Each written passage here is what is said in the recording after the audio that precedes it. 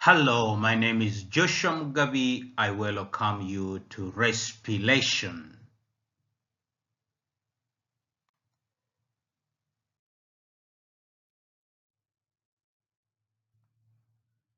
All living cells are made up of chemical substances. All living cells are made up of chemical substances. Now, before we continue, let us look at this structure. This structure is a summary of respiration. Respiration starts with glycolysis as the first step, where glucose is broken down into pyruvate sugar. Then from here, it goes either in two directions. One is aerobic dilation, that means in the presence of oxygen, or it can undergo anaerobic respiration, that is in the absence of oxygen. And the products that we get are as a result of fermentation. Fermentation takes place in the absence of oxygen. In animals, we get lactate, and in plants, we get ethanol. That is, sugar pyruvate is converted to ethanol in plants, and then in animals, it's converted into lactate. In the presence of oxygen, it undergoes aerobic respiration. It first passes the link reaction, where the pyruvate is converted into acetyl coenzyme A. Then the acetyl coenzyme A is taken to the next step, which is the Krebs cycle, where it is going to be converted, and then from there we shall release the hydrogen atoms, which are going to be taken to the oxidative phosphorylation stage, where they are going to be going into the cycles, oxidation and reduction, and then we shall end up getting water and oxygen as a products. So that is the summary of respiration. But we are saying that all living cells are made up of chemical substances.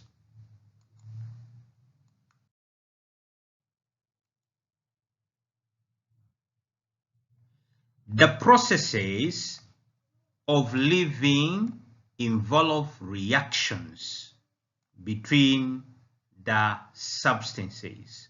So all the process of living, they involve the reactions between these substances. Like the way we are seeing here, we are starting with glucose as one of the substances, which is going to undergo different reactions, and then we shall end up either with lactate or with ethanol, or we can end up with oxygen and water, depending on the reactions that are taking place in the body.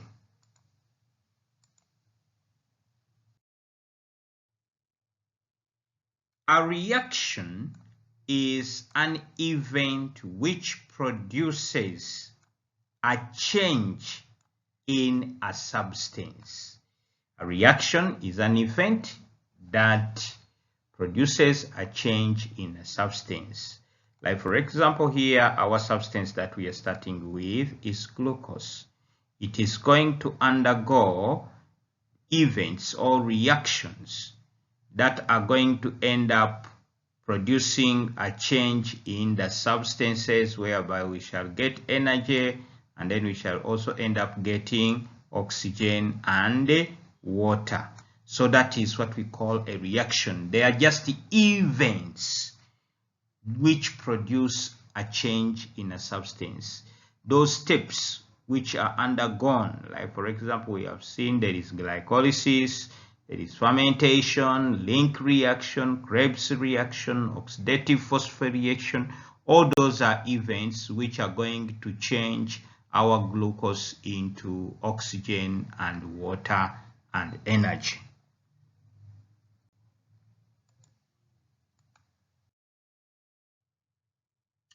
For example, a reaction between carbon and oxygen, for example, like burning coal in air, changes the carbon in the coal and oxygen in the air into carbon dioxide. So we are having carbon, and this carbon is coming from coal, or it can be coming from wood. So when we burn the wood or when we burn the coal, we are reacting the carbon from the coal with the oxygen which is coming from the atmosphere. And when these ones burn, they end up forming another gas which we call carbon dioxide.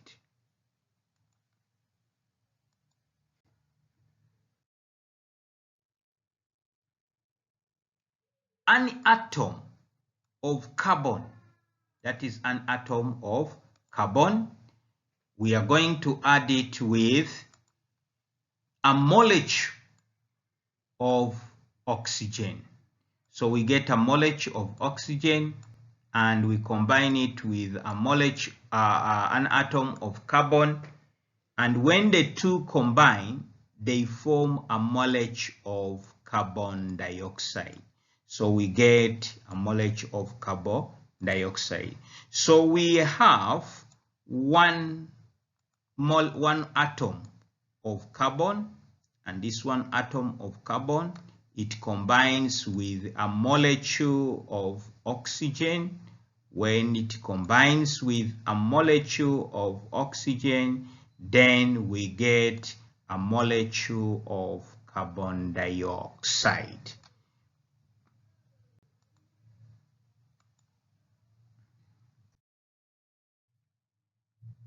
The reaction between carbon and oxygen also releases energy in form of heat and light, or what we call a flame.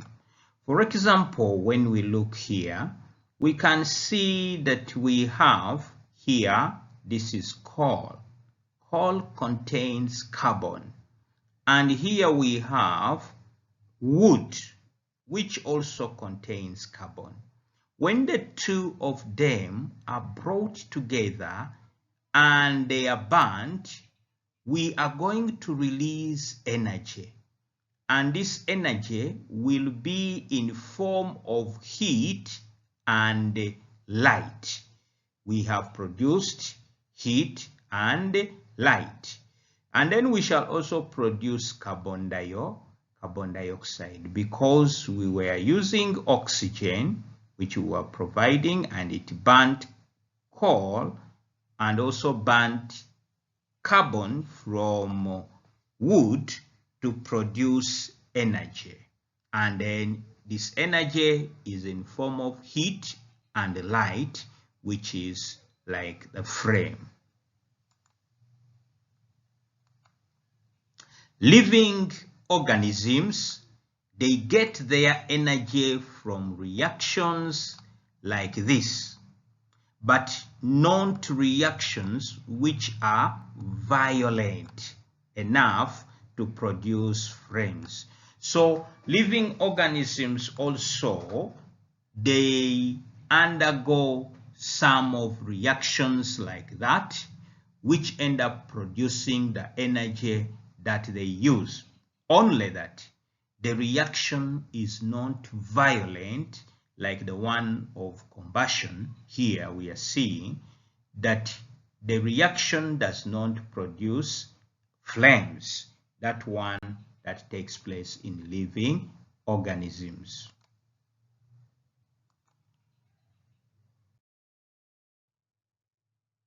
Coal and wood are sources of carbon. Therefore, the carbon dioxide goes into the chimney. So the carbon dioxide that has been produced here will pass through the chimney, which will go outside of the house. Some of the energy released in a living organism always appears in form of heat. So when chemical reactions take place in living organisms, we have said that they also end up releasing energy. And this energy is the one which is used to carry out the physiological processes that are taking place in the body. But sometimes this energy is released in form of heat, which provides the body with its heat.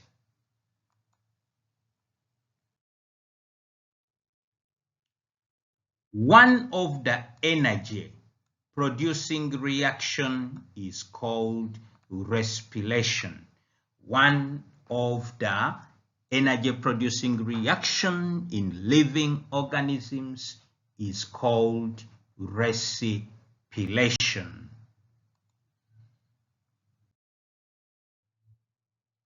Respiration is not the same as breathing. Respiration is not the same as breathing.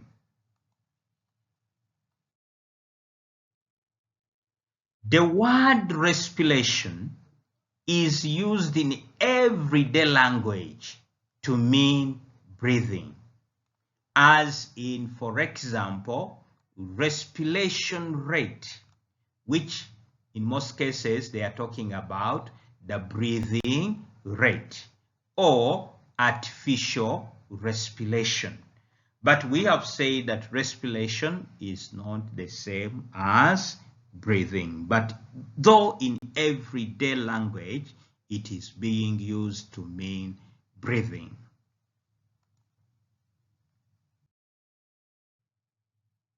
In biology, it is best to avoid confusion by using the term respiration for the chemical reactions in cells.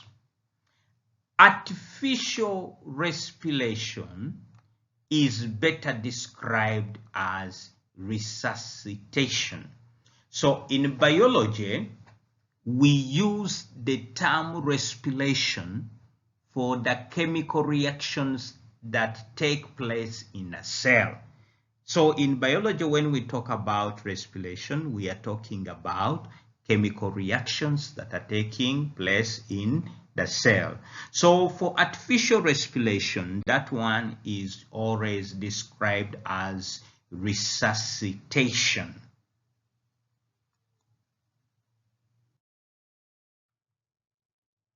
The chemical reactions of respiration, they take place in all living cells. So we have talked about respiration, and we are saying these are the chemical reactions that are taking place in living cells. Like for example, here we gave a summary of respiration, where we have a chemical reaction which is going to break down glucose, and it will end up giving us energy, oxygen, and water. That is a chemical reaction taking part or taking place in the living cells, and it is what we call respiration.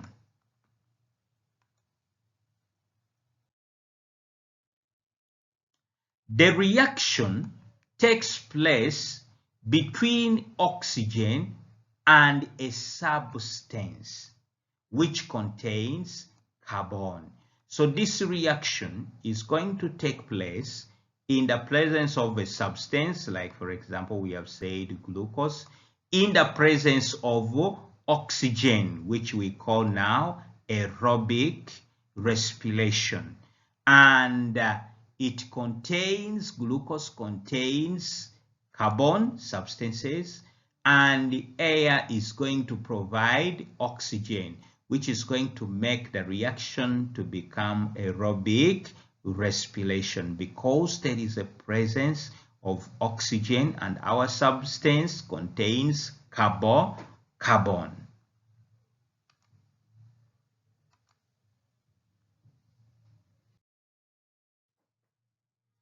The reaction produces carbon dioxide and water, and it releases energy.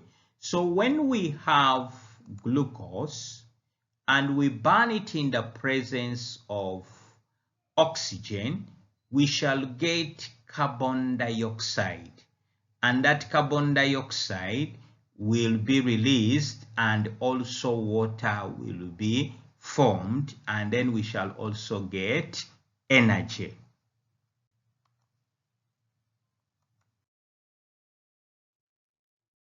The carbon containing substances come from the food. So the carbon, when we are breaking down glucose, that carbon containing substances come from food. So most of our foods here that we have, all of them, they have carbon in them. And that carbon is the one that we are going to burn down to produce carbon dioxide. It's going to be burned down in the presence of oxygen, and it will end up producing carbon dioxide.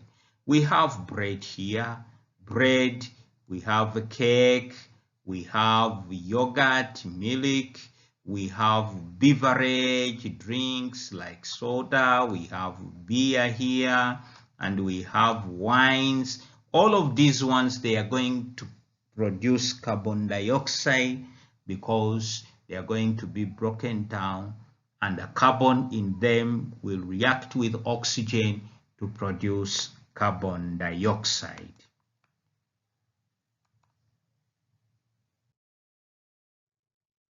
So the oxygen comes from the air, or it may come from water.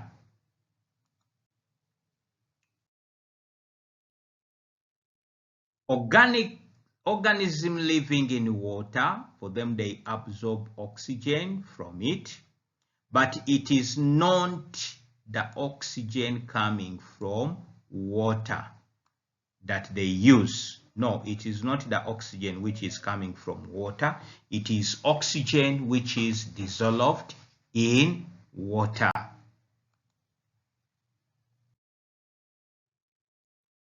The oxygen which they can use is dissolved in water, and this oxygen comes originally from air. So the organisms that are living in water, they use oxygen, but that oxygen is not the oxygen which is in water molecules, but it is oxygen which comes from air, and it is dissolved in the water.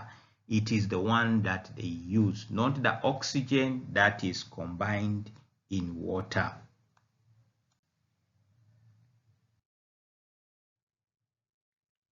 The energy is used to drive chemical reactions taking place in the cell.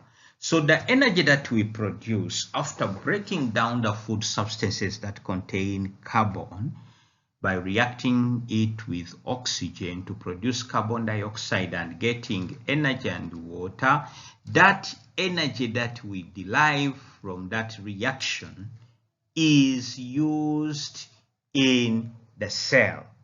So it drives the chemical reactions that take place in the cell. For example, here we have our muscle, okay, the biceps and the triceps. These muscles contract and relax, and they use this energy that is got from respiration to help in the contraction of the muscles so that the body can move or can do work. So one example of this is the release of energy in the muscle cells to make them contract and they produce movement. So one of the uses of the energy is the one that is giving the muscles energy to contract, and as they contract, they produce the movement.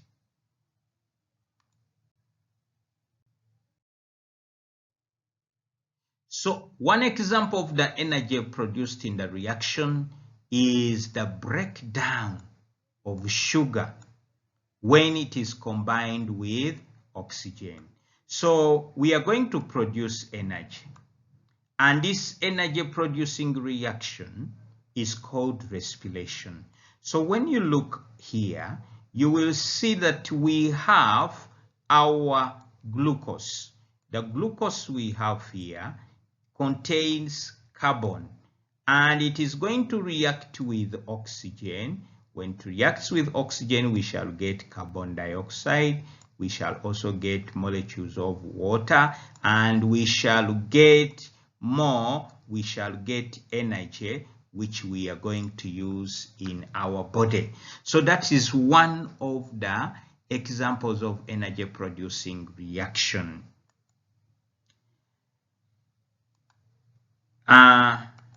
This means that one molecule of sugar is going to react with 6 molecules of oxygen, and this one will produce 6 molecules of carbon dioxide, and then also 6 molecules of water. So during respiration, we are going to burn 1 molecule of glucose with 6 molecules of oxygen, and we shall produce 6 molecules of carbon dioxide plus 6 molecules of water, and then energy, which is going to be released and is going to be used to help in the chemical reactions that are taking place in the cell.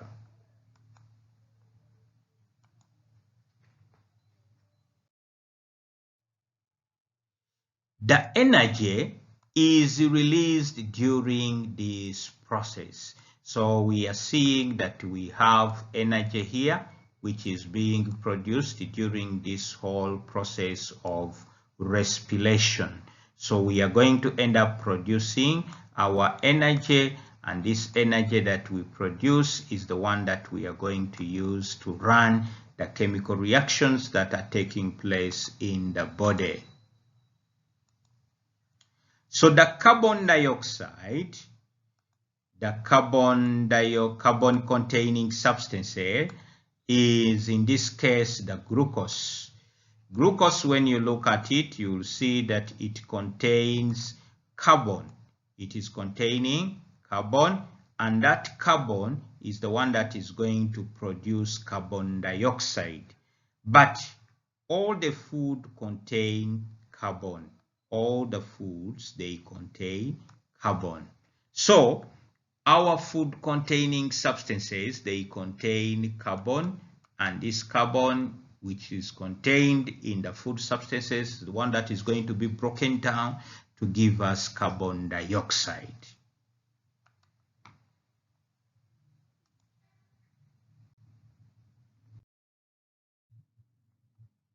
Although the reaction is shown as if it takes place in one step, there are many more intermediate changes, and the energy is released in stages. So when you look at this stage of respiration, it shows that it is only one step, but it has very many intermediate stages, and this energy which is released is not released once, but it is released in different stages. So it is not a summary. When we are producing energy, the process is not a one-step process. It has very many intermediate changes, and the energy is produced in different steps.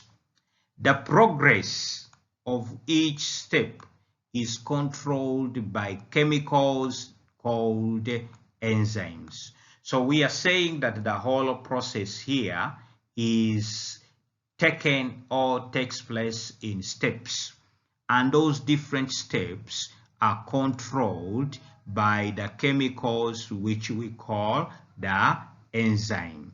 So the enzymes are chemical substances that take place or that speed up the reaction of respiration.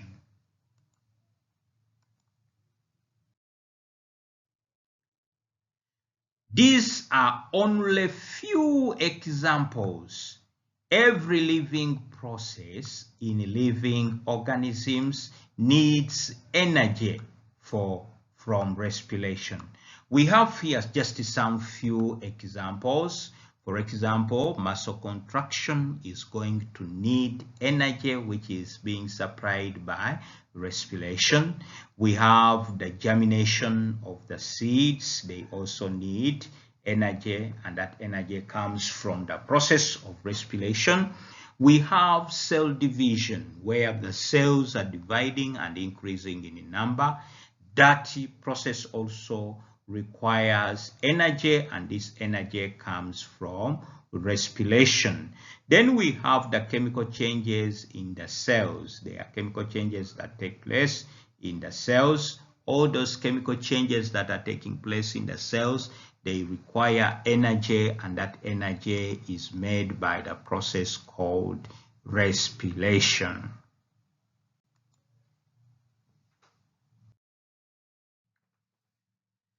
The blood stream brings food and oxygen to the muscle cells.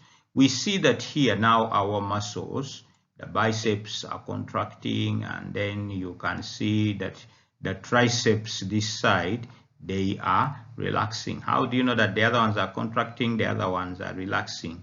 When you look at the size, you will see that the bicep is increasing in size, and that increase in size is a sign that it is contracting. And when you look at the triceps, you will see that for them they are relaxing, or which means that they are becoming thin, meaning that they are relaxing. So when those muscles are contracting, they are going to use energy, but this energy is going to come from breakdown of glucose, which is going to be provided by the bloodstream, combating or reacting with oxygen, which is still brought by the bloodstream into the muscle cell, and then it will produce energy, which energy we are going to use during the contraction. So respiration occurs in the cells, and it releases energy, which makes the muscles to contract and pull the lower arm up. So because of the energy that has been produced, it is going to pull the lower arm to move upwards. This part here is the lower arm, and when the biceps contract, it is going to push the lower arm to go up in a new position. So all that one is brought about by the energy that has been formed from the breakdown of food, or the process of respiration is the one that is going to cause the muscles to contract and then raise the lower arm to be raised upwards.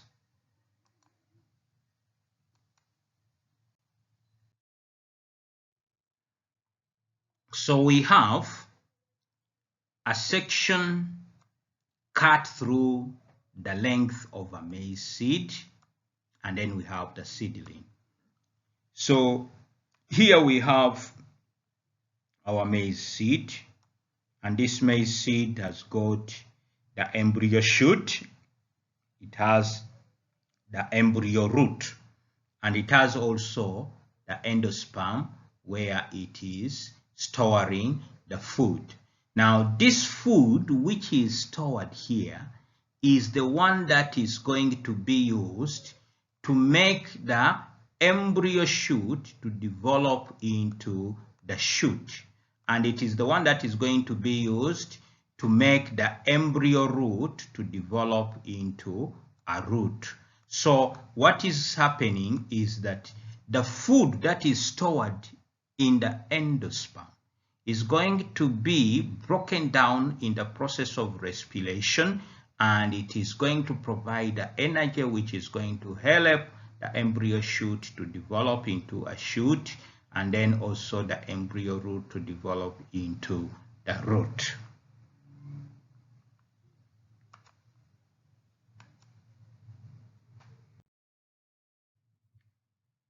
Now, in this section, it is a cut through a maize seedling. This is a maize seedling that has been cut through, and we can see the different parts here. Here we have the radicle, which is still in the seed, and down here we have this is the radicle down. We have the radicle down, and up we have the plumule, which is still inside the seed.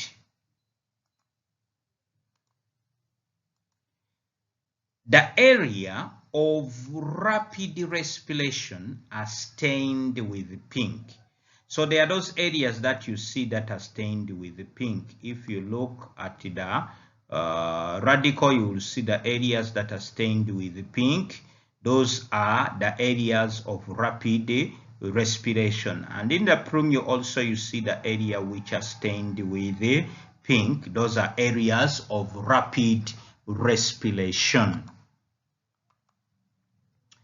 Can you suggest reasons why respiration should be so rapid in the stained regions? Can you suggest why respiration is rapid here and also rapid here? Why do you think respiration is rapid here and it is also rapid in this area where there is stain?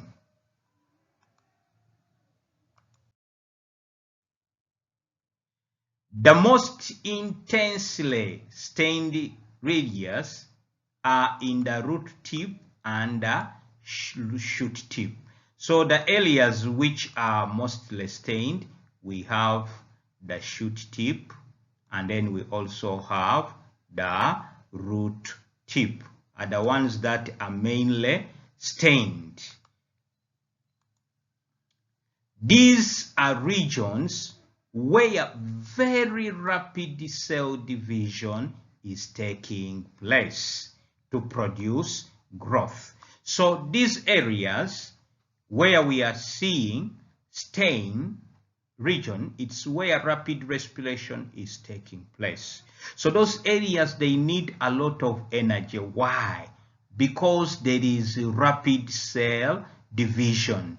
And when there is rapid cell division, that means that it is the place which is producing growth. So growth is taking place at the shoot tip and at the radicle tip. That's why they are stained, to show that a lot of respiration is taking place very fast in those areas to provide a lot of energy, which is going to be used in cell division, which is going to result into growth of the plant. Making new cells and new cytoplasm takes a great deal of energy. So when there is cell division taking place at the tip of the shoot and at the tip of the root, there is formation of new cells, and these new cells, they have cytoplasm, and this one requires a lot of energy. So that's why there is rapid respiration in those areas.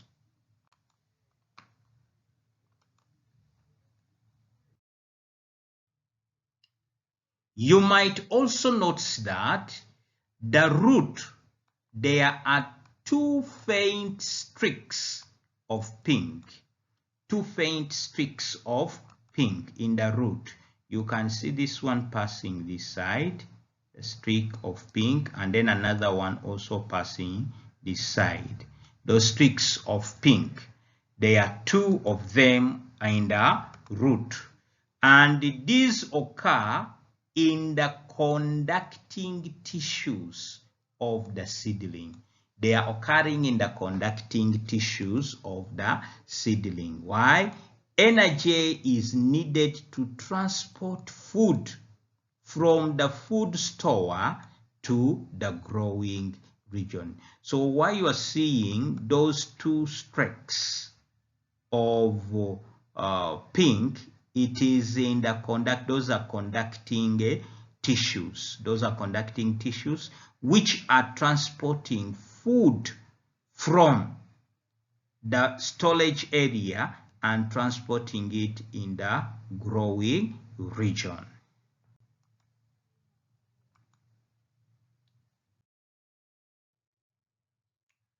For example, in humans, you can see that air is going to be taken in through the nose.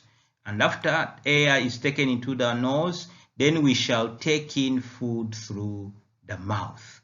Food will be taken into through the mouth. Then to here, the lungs are going to absorb oxygen that is coming from the air so that it is supplied to the body. And then also the stomach and the intestine will digest the food. And one of the products of the food that is going to be obtained is the glucose. Then now we shall have the bloodstream that is carrying glucose and oxygen, taking it to the muscle. So we have had our glucose being absorbed or digested in the formed as a product formed in the stomach, and then we have also oxygen which has been absorbed in the lungs. They are going to be transported by blood streams to the muscle, and when they reach in the muscle, the glucose now and oxygen, they are going to react to produce energy for muscle contraction. So here now the glucose which is provided to the muscle, that first stage is going to be that the glucose is going to contract. Glucose is going to be broken down by reacting with oxygen, and it will produce energy which is going to cause the contraction of the muscle. Then carbon dioxide, of course, is going to be carried to the lungs and it will be released out of the nose. So the process of respiration is taking place in the muscles here, and they are breaking down glucose in the presence of oxygen. Then we are going to end up producing carbon dioxide, which is going to be carried out of the body through the nose.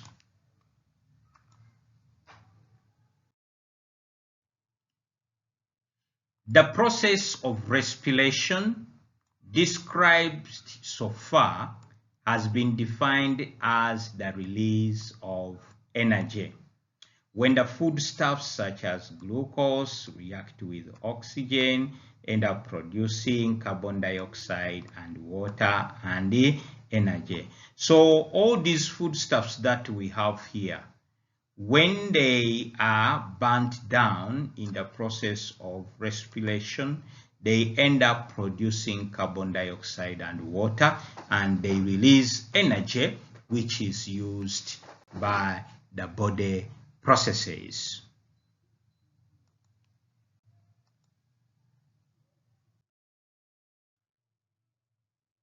This form of respiration, which needs oxygen, is called aerobic respiration.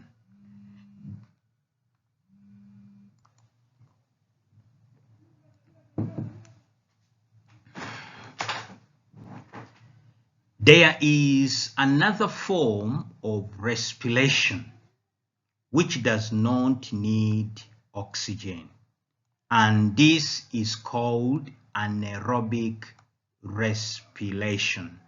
So we have been talking about respiration which requires oxygen. For example, when we are breaking down glucose in the presence of oxygen to get carbon dioxide, water, and energy. That one is aerobic respiration. But then there is another type of respiration which does not need oxygen. And this one is called anaerobic respiration. In anaerobic respiration, we don't need oxygen. And that's why it is called anaerobic respiration.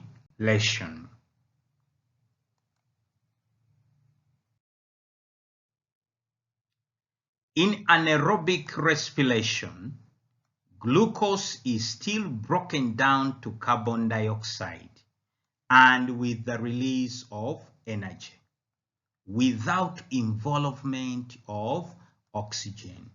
Of course, respiration is resulting in the production of energy.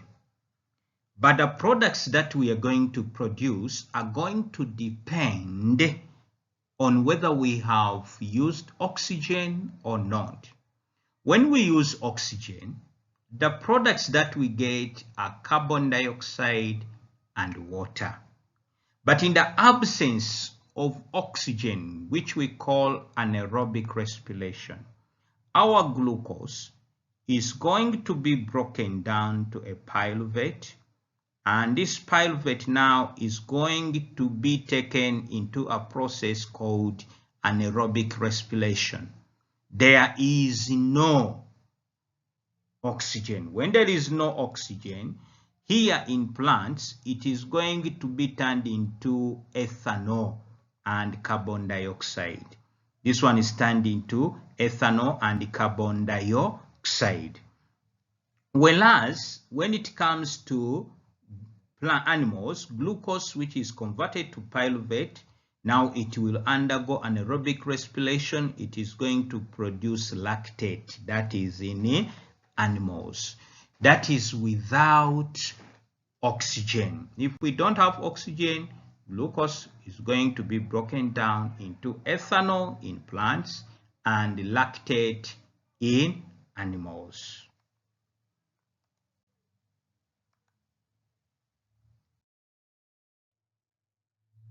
The glucose is not completely broken down to carbon dioxide and water, but to carbon dioxide and alcohol, or what we call ethanol. That is in plants.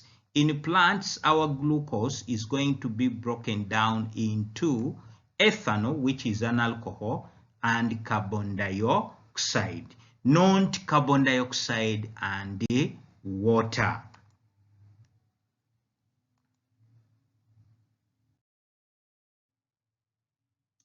The energy released by anaerobic respiration is considerably less than the energy from aerobic respiration.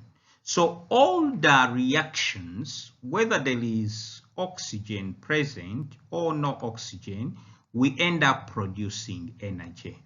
But the problem is that when we break down glucose in the absence of oxygen, we get very little amount of energy because most of the energy is still stored in the alcohol which we have formed.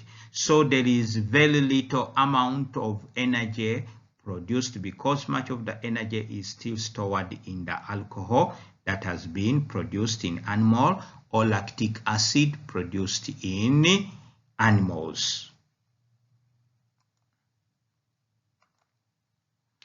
Anaerobic respiration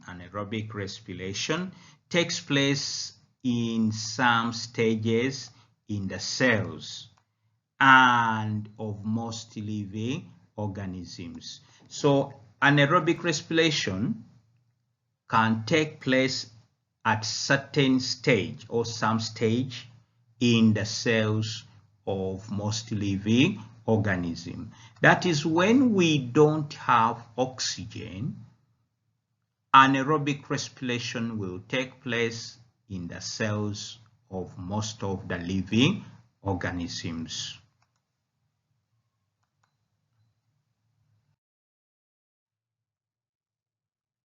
Our own muscles resort to anaerobic respiration when oxygen is not delivered to them fast enough.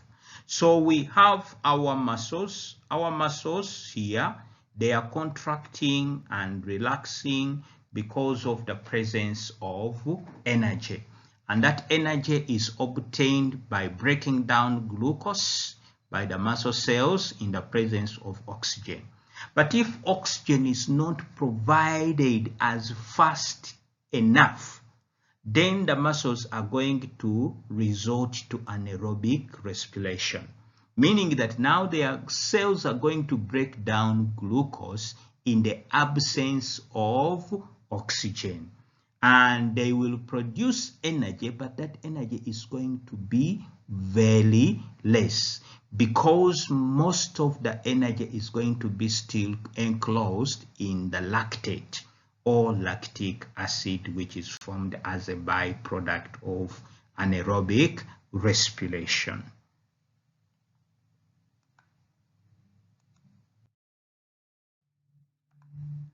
Anaerobic respiration is widely used in or by microorganisms such as bacteria and yeast. So bacteria, when they are breaking down organic substances, they use anaerobic respiration. That is in the absence of oxygen, especially the bacteria and the yeast. There are very many species of bacteria and they have different shapes and sizes. We have different types of bacteria of different shapes and of different sizes.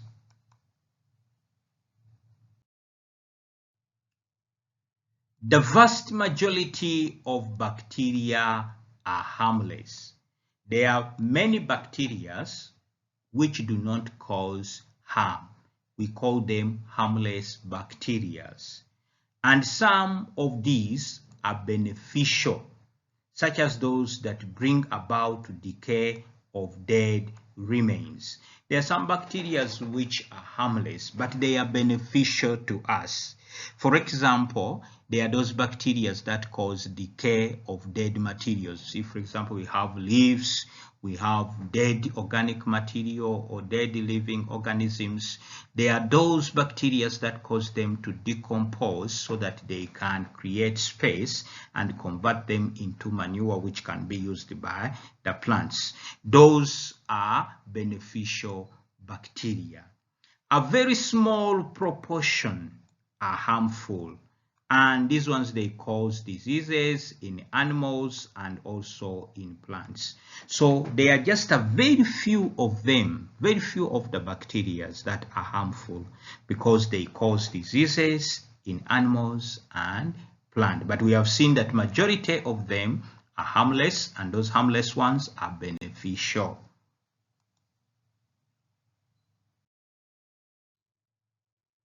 Bacteria and yeast are microscopic single-celled organisms. Here we have the yeast. This yeast that we are seeing is undergoing cell division.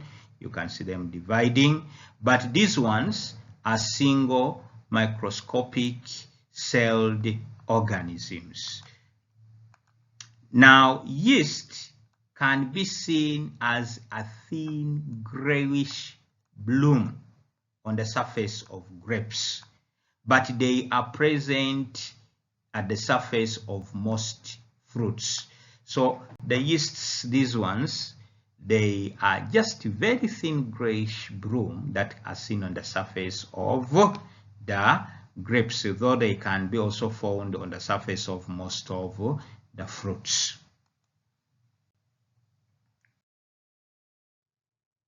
When these fruits are crushed and mixed with water, anaerobic respiration of yeast causes fermentation. and this one with the production of carbon dioxide and alcohol. So when we have fruits which have been crushed and mixed with water, there is going to be an aerobic respiration whereby the yeast is going to cause fermentation of the fruits and convert them into carbon dioxide and alcohol.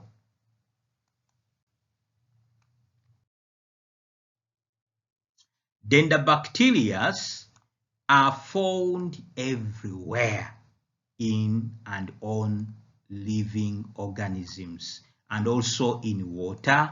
They are found in air, and they are also found in cell. So we say that there are very many bacteria. Some are beneficial, some are harmful, but these ones can be found everywhere in and on organisms, in water, in air, and also in the soil. Yeast are usually found in close association with vegetable matters such as fruits. That's where we normally found yeast. So if you look at this yeast here, it has got a vacuole in the middle, it has a nucleus, it has a cytoplasm, and it has got also a cell. We say they are single-celled microscopic organisms.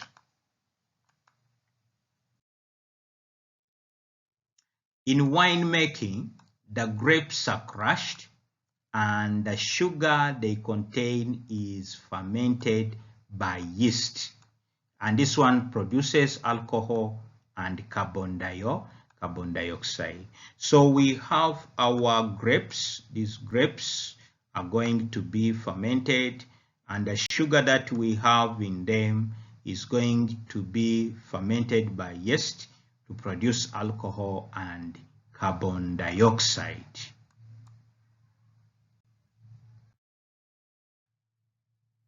The carbon dioxide usually escapes, but if the wine is bottled before fermentation is complete, the carbon dioxide dissolves and escapes as bubbles when the bottle is opened.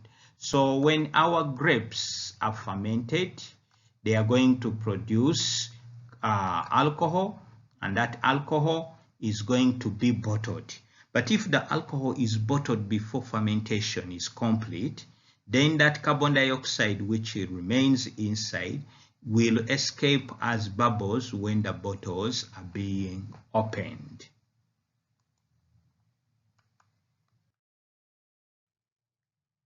In brewing beer, the sugary product, which is malt, is dissolved out of germinating barley.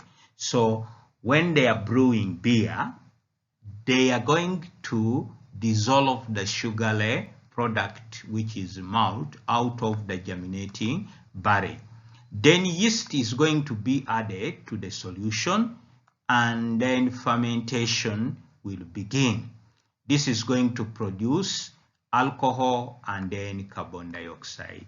So we are in the process of beer making, and this beer making, what is going to happen?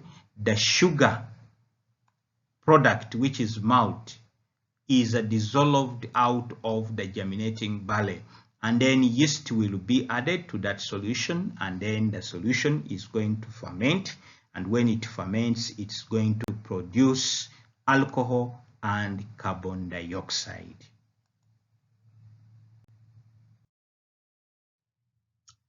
Some of the carbon dioxide will escape, and the rest will dissolve in the beer when it is bottled and put into the casks. When the bottles or the casks are opened, the dissolved carbon dioxide will escape as bubbles. So that carbon dioxide was the one that was produced during the process of fermentation. Some of it escaped, and the one that dissolved in the beer, and when it is packed, when it is open, it is that carbon dioxide that will escape in form of bubbles.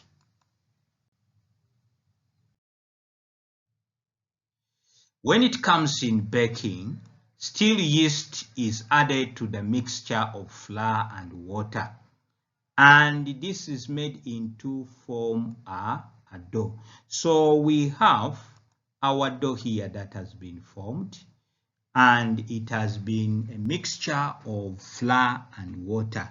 Then yeast is also added into that dough.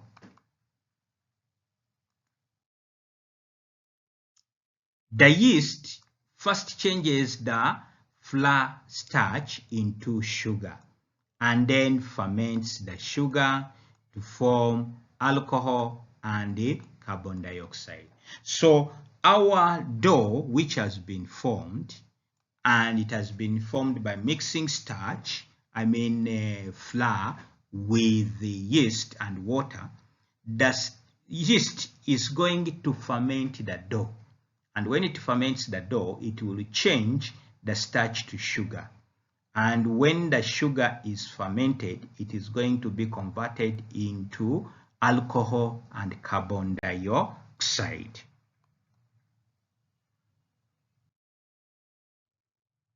Then the carbon dioxide will form bubbles in the dough, which cause it to expand, and this one will cause it to rise. So you can see that our dough here now is rising. What is causing it to rise is the other carbon dioxide that has been formed by fermentation of the sugar. And that carbon dioxide, which is in form of the bubble in the dough, is the one that is causing the dough to expand.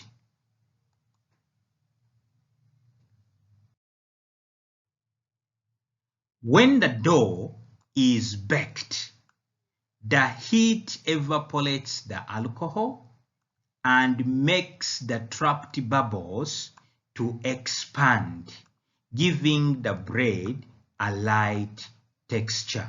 So when you look at your bread here, you are going to see those holes. Those were holes that were occupied by the bubbles. And as it was expanding, those bubbles created a light texture in the bread.